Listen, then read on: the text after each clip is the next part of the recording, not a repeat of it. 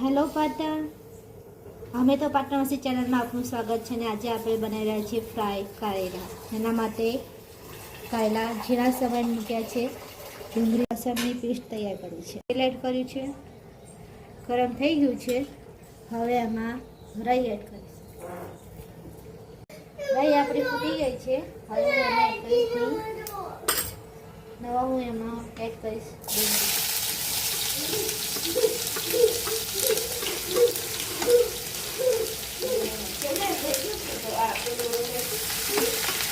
ડુંગળી ફ્રાય થઈ જાય એના પછી લસણની પેસ્ટ આપણે એડ કરીશું. લસણની પેસ્ટ કરી આપણી થોડી ફ્રાય થઈ ગઈ છે. હવે લસણની પેસ્ટ એડ કરીશું. એને એક જ મિનિટ ફ્રાય કર્યા પછી આપણે એમાં કારેલા એડ કરીશું. એને હું એડ કરીશ.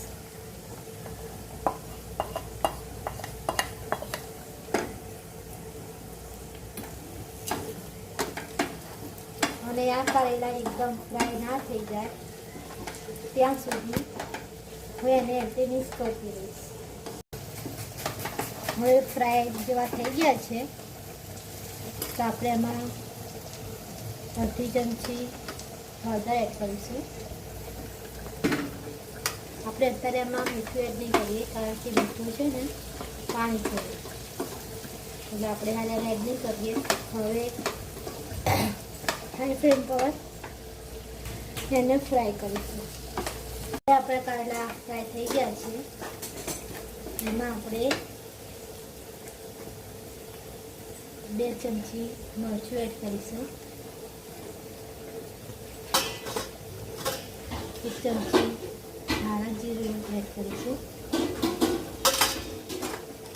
અને સ્વાદ પ્રમાણે મીઠું એડ કરીશું અને સરસ એવું મિક્સ કરી દઈશું.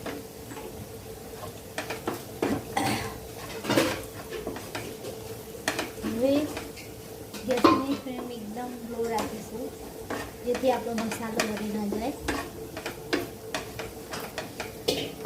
ફક્ત 5 જ મિનિટમાં આપણે બંધ કરી દઈશું. મસાલો એકદમ રસ થઈ જાય એના પછી આપણા ફ્રાય કારેલા તૈયાર.